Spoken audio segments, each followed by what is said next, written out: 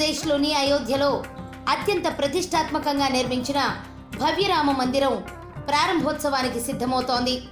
ఈ నెల 22న శ్రీరామచంద్రుడి విగ్రహ ప్రతిష్టాపన కార్యక్రమం వైభవంగా జరగనుంది.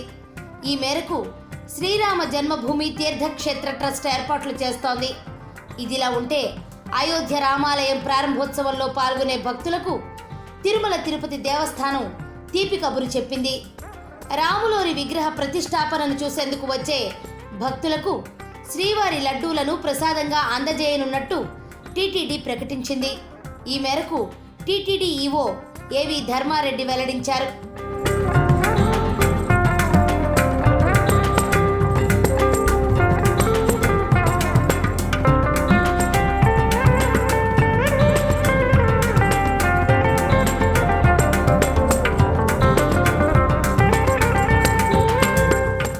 తిరుమల అన్నమయ్య భవనంలో శుక్రవారం డయల్ యువర్ ఈవో కార్యక్రమం జరిగింది. భక్తులతో మాట్లాడిన అనంతరం ఈవో ధర్మారెడ్డి మీడియా ముందుకు వచ్చారు. సనాతన హైందవ ధర్మ ప్రచారంలో భాగంగా ఫిబ్రవరి 3 నుండి 5వ తేదీ వరకు తిరుమలలో దేశంలోని ప్రముఖ పీఠాధిపతులు, మఠాధిపతులు, ధార్మిక సంస్థలతో సదస్సు నిర్వహించనున్నట్లు తెలిపారు. అలాగే అయోధ్యలో 22వ తేదీన రామచంద్రుల వారి విగ్రహ ప్రతిష్ఠ, శ్రీరామ మందిరం ప్రారంభోత్సవం సందర్భంగా భక్తులకు 1,00,000 లడ్డూలను శ్రీవారి ప్రసాదంగా అందించేందుకు ఏర్పాట్లు చేస్తున్నామన్నారు. ఒక్కో లడ్డు 25 గ్రాముల బరువు ఉంటుందన్నారు. ఈరోజు డయల్ యువర్ ఈవో కార్యక్రమంలో 26 మంది భక్తులు సూచనలు, సలహాలు ఇచ్చారు. ముఖ్యంగా ఎక్కువ సలహాలు, సూచనలు క్యూ లైన్ నిర్వహణ, వైకుంఠం క్యూ కాంప్లెక్స్లో కంపార్ట్మెంట్లో కూర్చునే విధానం పైన దాదాపు 5 నుంచి 6 మంది భక్తుల దాకా సలహాలు, సూచనలు అందించారు.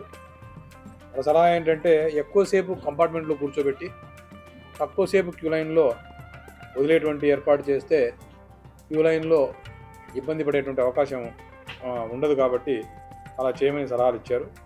తర్వాత వైకుంఠ ఏకాదశి దర్శన ఏర్పాటు చాలా బాగున్నాయని చెప్పారు.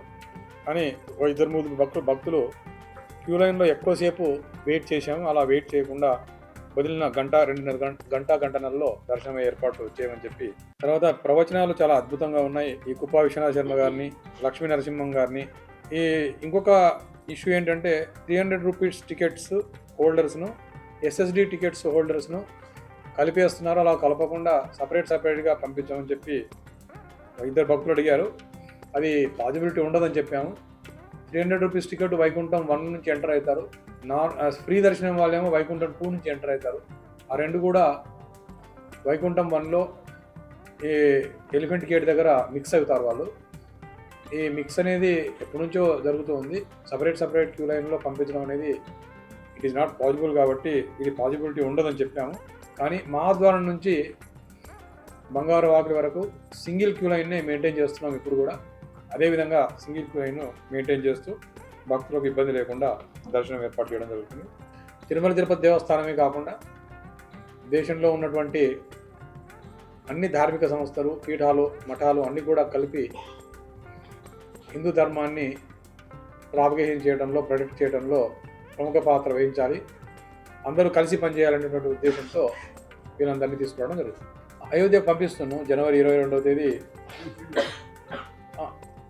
ఫ్రీ లడ్డు దాదాపు 60 to 70 దాకా ఉండవచ్చు.